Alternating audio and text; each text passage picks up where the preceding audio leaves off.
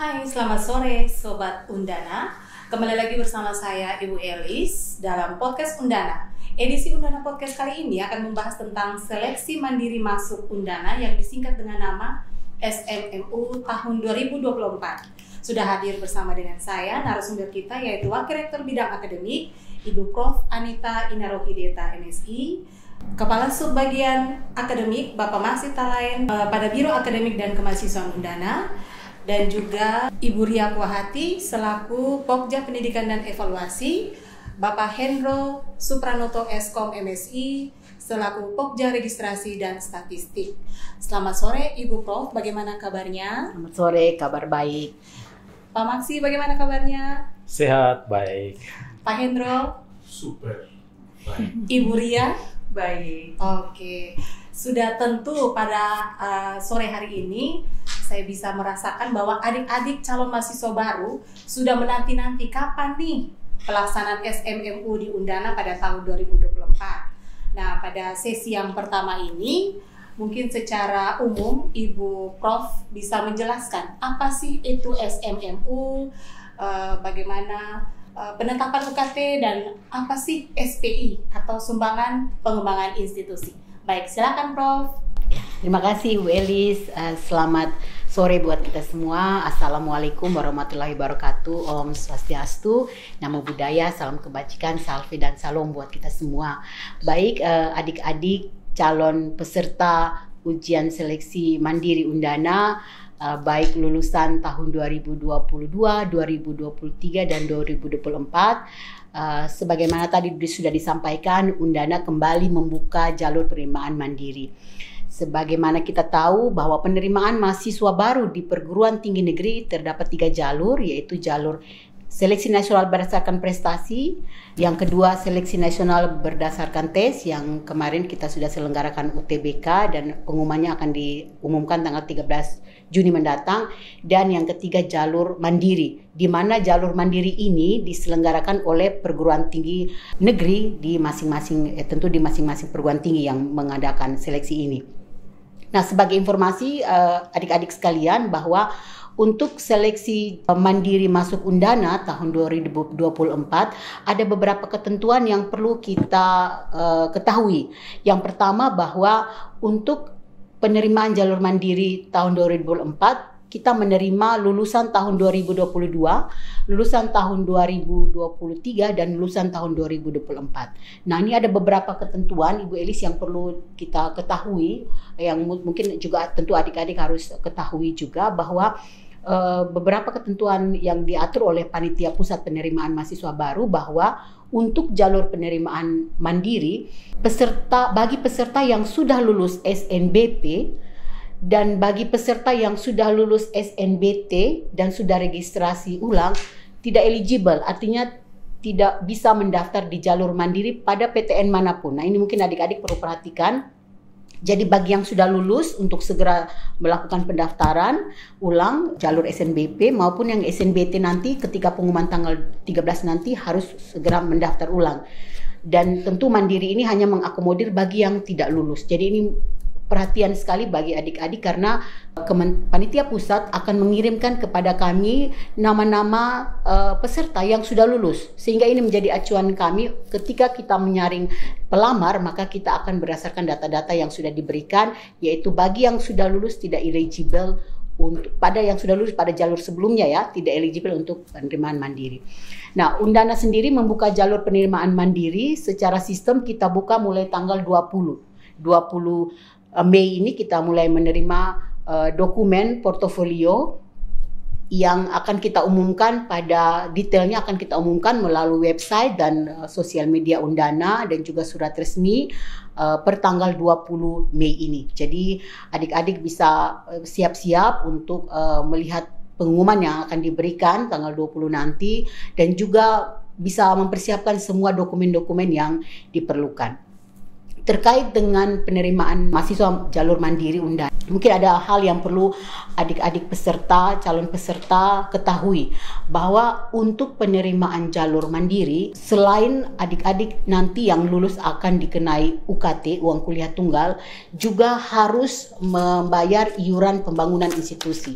Mungkin saya akan menyampaikan surat keputusan dari Direktur Jenderal Pendidikan Tinggi Dirjen Dikti per tanggal 25 Maret 2024, di mana dalam SK tersebut menyetujui tarif uang kuliah tunggal UKT dan iuran pembangunan institusi Undana untuk peserta yang lulus pada jalur mandiri. Jadi adik-adik yang sudah akan mengikuti tes mandiri dan kemudian lulus, akan ada 2 pembiayaan yang akan diberikan, yaitu UKT dan juga iuran pembangunan institusi. Untuk iuran pembangunan institusi dibayar pada awal semester, pada semester 1 saja, tetapi untuk UKT tentu akan berjalan sesuai dengan semester. Dan untuk UKT dan uang pembangunan institusi ini berbeda-beda setiap program studi, karena kita ketahui dalam proses pembelajaran setiap program studi, biaya yang dikeluarkan itu beda-beda, sehingga tentu biaya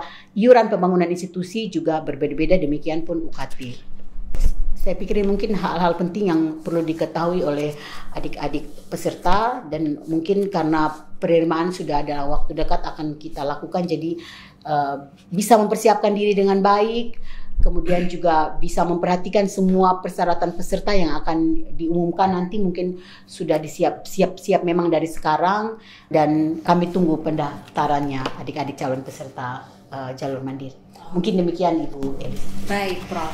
Jadi adik-adik sudah dijelaskan oleh Prof sendiri tadi bahwa sistem akan dibuka pada tanggal 20 Mei sampai dengan 20 Juni 2024. Jadi pastikan ketika pendaftaran ini dibuka, adik-adik bisa berada pada daerah atau wilayah yang memiliki akses internet yang mumpuni, supaya ketika melakukan pendaftaran tidak terjeda atau pada tengah pendaftaran langsung terpental keluar lagi ya. Begitu ya Prof ya. Betul Dan sekali. Statement di awal adalah bagi mahasiswa yang sudah lulus SNBP maupun SNBT tapi tidak melakukan registrasi ulang, itu tidak eligible untuk melakukan pendaftaran sebagai di jalur SMMU ya. Baik Prof, setelah itu coba kita menanyakan kira-kira persyaratan apa yang harus dipersiapkan oleh adik-adik calon mahasiswa baru. Mungkin bisa dijelaskan oleh Bapak Maksi, silakan Bapak. Baik, terima kasih Ibu Elis. Selamat sore adik-adik calon mahasiswa. Perlu kita ketahui untuk masuk di jalur seleksi mandiri ada beberapa persyaratan, yaitu yang pertama adalah warga negara Indonesia atau warga negara asing yang memiliki izin Ditjen Pembelajaran Kemahasiswaan dari Kementerian. Yang kedua adalah lulusan SMA, SMK, MA atau paket C sederajat tahun 2024, 2023 dan 2022. Kemudian yang ketiga adalah lulusan SMA, SMK, MA paket C atau sederajat tahun 2023 dan 2022, harus memiliki ijazah. Keempat, lulusan tahun 2024 minimal telah memiliki surat keterangan hasil ujian atau SKHU yang sekurang-kurangnya memuat informasi jati diri, daftar nilai, dan pas foto terbaru yang dibubuhi cap stempel yang basah. Kemudian yang kelima, setiap peserta bebas memilih program studi di Undana dan diperkenankan memilih paling banyak 4 program studi. Urutan dalam memilih program studi menyatakan prioritas pilihan, serta pilihan program studi harus merdeka dan bertanggung jawab. Kemudian yang keenam, memiliki kesehatan yang memadai. Yang ketujuh, bagi prodi pendidikan dokter dan kedokteran hewan, peserta wajib mengikuti tes kesehatan, secara khusus apabila dinyatakan lulus tes akademik. Kemudian ada beberapa kriteria penilaian. Yang pertama adalah nilai akreditasi sekolah. Nilai akreditasi sekolah ini sesuai dengan rubrik SNBP, Seleksi Nasional Berdasarkan Prestasi. Yang kedua adalah nilai rata-rata semester dari semester 1 sampai semester 5. Itu ada nilai pengetahuan dan nilai keterampilan. Jadi adik-adik yang mengupload nilai yang ada ini, kami garis bawahi untuk mengupload nilai pengetahuan. Karena ada di nilai rata-rata per semester itu ada nilai pengetahuan dan nilai keterampilan. Kemudian poin yang ketiga adalah rata-rata 3 mata pelajaran pendukung pemilihan program studi yang ada. Contohnya pada adik-adik mahasiswa yang memilih program studi, contohnya kedokteran, mungkin ada mata pelajaran seperti biologi, fisika, atau kimia, itu harus berhubungan dengan pilihan program studi yang ada.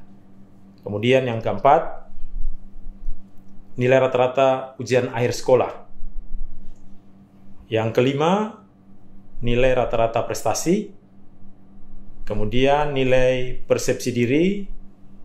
Dan yang terakhir, nilai UTBK. Jadi nilai UTBK ini tidak perlu khawatir karena yang tidak memiliki atau tidak mengikuti UTBK juga bisa mengikuti ujian seleksi portofolio mandiri. Terima kasih. Baik, Bapak Maksi. Jadi tadi saya mendengar di awal itu persyaratannya itu ada bisa warga negara Indonesia dan warga negara asing. Sudah tentu pasti impact-nya juga ada UKT dan IP-nya juga berdasarkan warga negara Indonesia dan warga negara asing. Begitu ya Ibu Prof ya? Betul sekali Bu Elis. Mungkin Jadi bisa disonding Ibu, silakan. Ya, baik, terima kasih Bu Elis. Ya, ini mungkin terlupakan tadi. Jadi memang untuk UKT yang disetujui oleh kementerian, dalam hal ini Kemendikbudristek, bahwa untuk UKT bagi WNI berbeda dengan WNA. Nah, sesuai dengan surat nomor 0259/PR0704/2004 yang dikeluarkan Dirjen Dikti, bahwa untuk UKT bagi WNI dan WNA itu berbeda-beda, di mana untuk WNI itu ada 10 kategori, sedangkan yang untuk warga negara asing itu ada 2 kategori saja. Dan biayanya mungkin kita sudah menaruh di website sehingga mungkin bisa dibaca detailnya untuk biaya-biaya yang harus dikeluarkan. Demikian pun uang pembangunan atau iuran pengembangan institusi juga berbeda antara warga negara Indonesia dengan warga negara asing. Detailnya juga adik-adik peserta bisa melihat di laman Undana yang sudah kami upload, sehingga itu bisa mempersiapkan diri, terutama juga bisa bagi orang tua bisa mempersiapkan pembiayaannya apabila anak-anaknya lulus, bisa juga mempersiapkan uang pembangunan institusi maupun pengembangan institusi maupun UKT. Mungkin demikian. Baik, terima kasih Prof. Berkaitan dengan persyaratan yang ke berapa tadi? Yang kelima ya, Pak Maksi menyebutkan bahwa setiap peserta bebas memilih program studi di Undana. Paling banyak 4 prodi dan akan dilihat berdasarkan prioritas. Jadi pastikan pilihan prodi yang pertama adalah memang prioritas yang benar-benar ingin adik-adik calon mahasiswa masuk pada prodi. Begitu ya Bapak Maksi? Benar sekali. Baik. Terima kasih Pak Maksi dan Ibu Prof. Kita beralih ke Pak Hendro terkait teknis pelaksanaan SMMU tahun 2024. Mungkin Pak Hendro bisa menjelaskan apa sih penilaian portofolio itu seperti apa, terus dijelaskan kriterianya seperti apa, alur-alurnya seperti apa, dan adik-adik bisa mendapatkan langkah-langkah sistematikanya nanti bisa membaca di laman website atau media sosial. Silakan Pak Hendro. Oke, baik, terima kasih Bu Elis.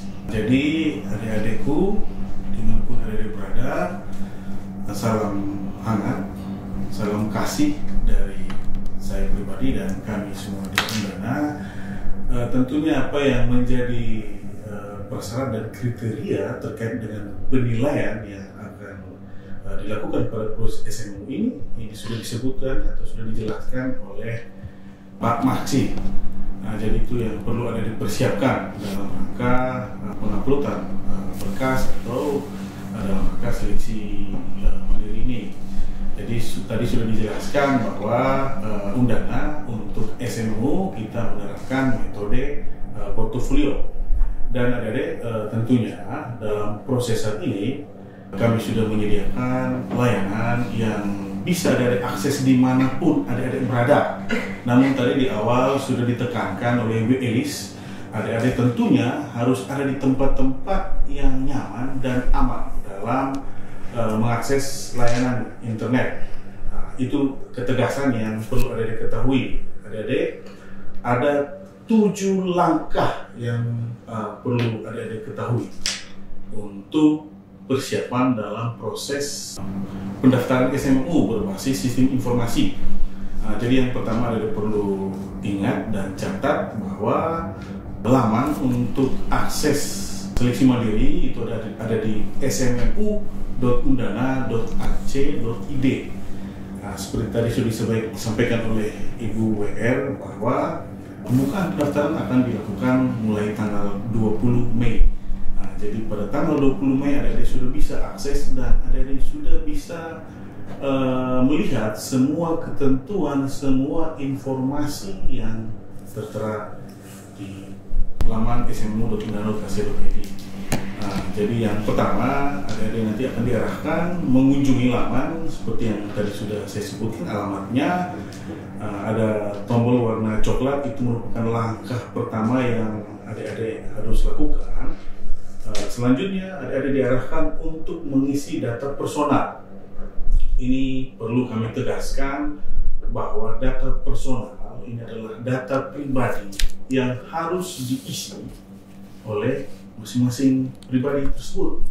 Jadi ini case yang selalu terjadi di Undana bahwa adik-adik sering menggunakan jasa warnet, itu sering sekali menggunakan jasa warnet sehingga nama yang tertera itu terkadang tidak sesuai dengan nama yang sebenarnya. Ini perlu kami tekankan karena pengisian biodata ini hanya dilakukan sekali dan setelah adik-adik menyatakan lulus, data inilah yang akan menjadi base data adik-adik sekalian.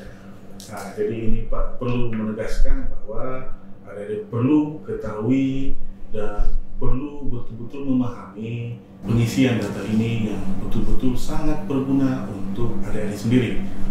Ya, yang berikut di ketentuan langkah kedua ini adik-adik akan diarahkan untuk memilih 4 prodi yang tadi sudah disebutkan ya, jadi 4 prodi ini yang tadi sudah diskalakan menjadi skala prioritas menurut kepentingan adik-adik. Ini bukan berarti prioritas pertama, kedua itu adalah menjadi prioritas yang paling utama. 4 ini adalah prioritas yang perlu adik-adik saring dengan baik, sehingga kemungkinan peluang adik-adik ini ada di 4 prodi ini.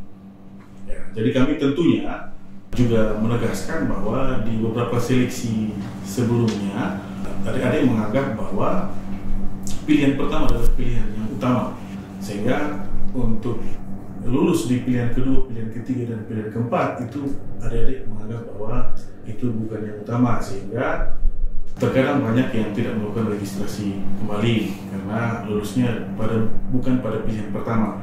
Jadi ini juga Pak harapkan Prof untuk betul-betul bergumul terhadap 4 prodi ini. Baik. Jadi adik-adik setelah proses itu dilakukan di langkah kedua, maka adik-adik akan mendapatkan tagihan atau brifa yang nanti akan digunakan untuk proses pembayaran. Jadi tadi mungkin sudah disampaikan, perlu Pak kembali jelaskan bahwa durasi pendaftaran ini sangat panjang. Jadi buat adik-adik yang saat ini masih menunggu informasi untuk pengumuman UTBK tanggal 13 Juni mendatang, maka adik-adik pun juga punya peluang karena terbukanya masih sampai tanggal 20 Juni. Untuk adik-adik yang menanti SMU ini silakan untuk melanjutkan prosesnya pembayaran seperti tadi sudah disebutkan ke Bank BRI. Selanjutnya adik-adik nanti akan setelah membayar, adik-adik masuk kembali ke dalam aplikasi dan melanjutkan ke langkah kelima. Langkah kelima ini yang perlu akan Pak jelaskan bahwa di langkah kelima ini seperti yang tadi sudah disebutkan oleh Pak Maksi, ada 7 langkah atau 7 hal yang harus ada dilakukan. hal pertama adalah adik-adik harus mengupload dokumen akreditasi, menyebutkan akreditasi sekolah. Adik-adik perlu ketahui untuk langkah pertama ini, adik-adik perlu untuk betul-betul mengetahui akreditasi yang sebenarnya di sekolah adik-adik. Langkah pertama ini pun sudah menjadi langkah nilai bagi portofolio adik-adik. Apabila adik-adik tidak mengisi yang sesuai, itu berarti nilainya sama dengan 0.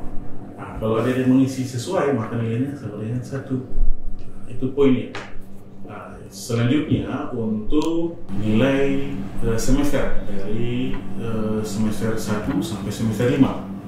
Adik-adik juga nanti di semester 1 adik-adik perlu untuk menginput nilai per mata pelajaran, dan diarahkan juga adik-adik juga harus mengupload dokumen atau rapot semester 1. Hal ini digunakan pun untuk kita melakukan penilaian atau kesesuaian terhadap apa yang adik-adik sudah input nilainya per mata pelajaran dengan dokumen yang adik-adik upload. Nah, ini tadi sudah dijelaskan oleh Pak Maksi. Ini saya tegaskan kembali, ada 2 penilaian yang biasa tertulis di rapor di BIS, ada pengetahuan dan keterampilan. Nah, tadi sudah ditegaskan yang akan kita nilai itu adalah nilai pengetahuan.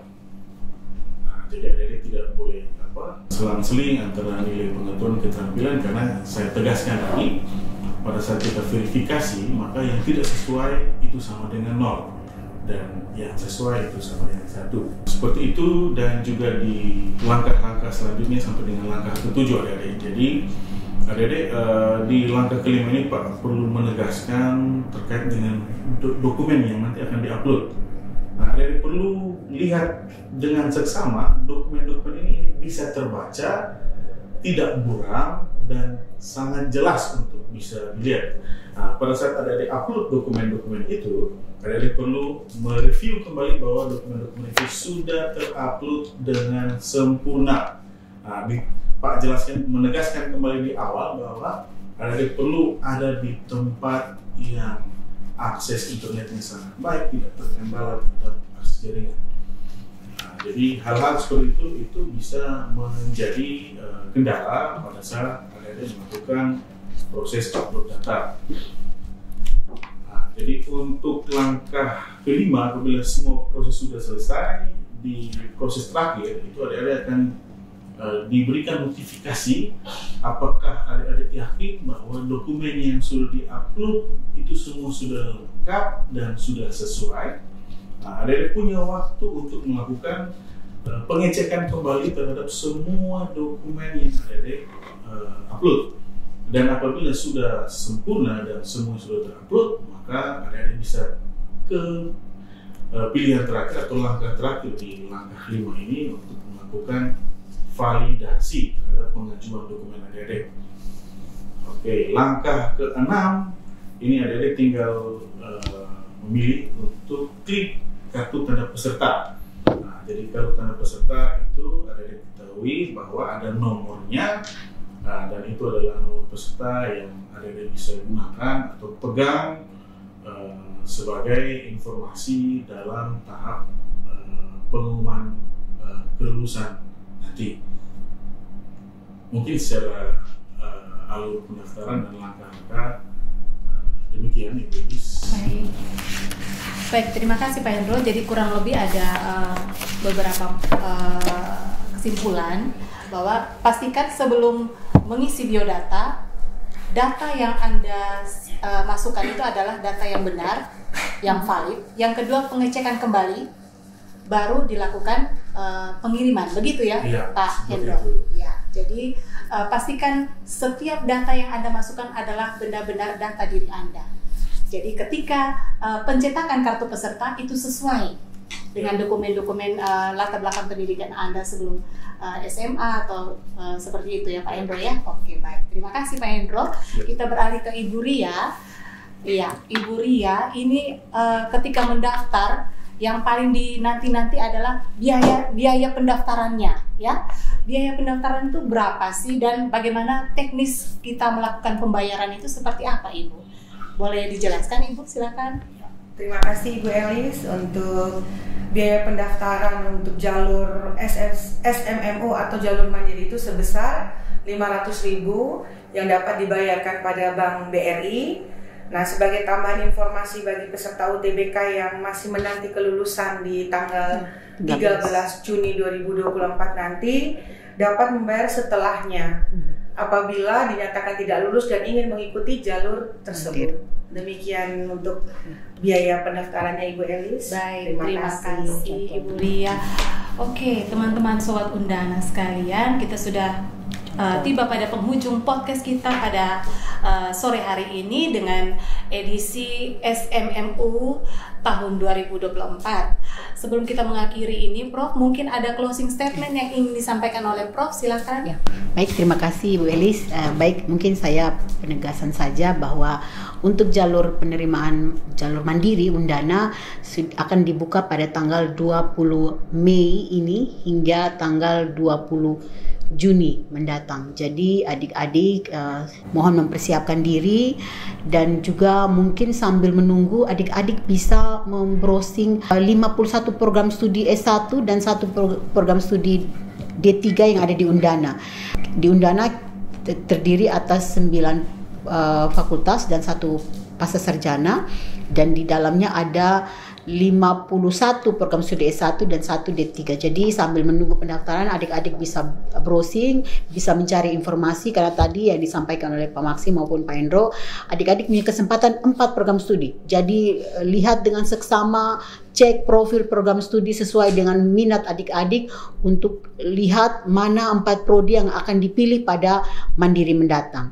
Saya juga ingin penegasan Ibu Elis bahwa untuk jalur mandiri Undana tahun ini kita melakukan pengujian berdasarkan penilaian portofolio. Jadi tidak ada ujian tes berbasis komputer seperti SNBT kemarin. Jadi Undana hanya melakukan penilaian portofolio, di mana akan menggabungkan nilai akreditasi sekolah, indeks sekolah, nilai prestasi, nilai semester, dan bahkan tadi disampaikan nilai persepsi diri. Jadi mohon mempersiapkan segala sesuatunya, dan adik-adik yang ada di wilayah yang agak jauh, mungkin saya berpikir ini sangat baik sekali karena adik-adik tidak perlu ke Undana untuk mendaftar, karena proses pendaftaran melalui website yang tadi sudah disampaikan oleh Pak Hendro.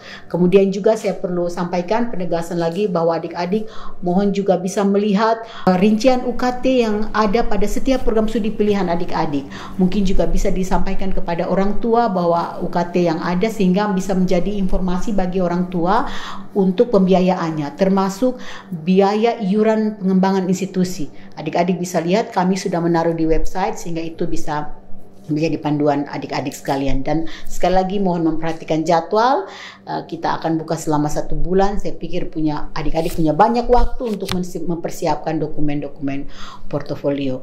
Dan kami tunggu pendaftaran adik-adik untuk masuk Undana menjadi satu sivitas akademika Undana, bergabung dengan teman-teman yang lain untuk belajar bersama di Undana, dan tentu ada banyak beragam program studi yang sesuai dengan peminatan adik-adik yang bisa adik-adik pilih untuk belajar di Undana. Sekali lagi kami tunggu pendaftaran mandiri di Undana pada tanggal 20 Mei mendatang.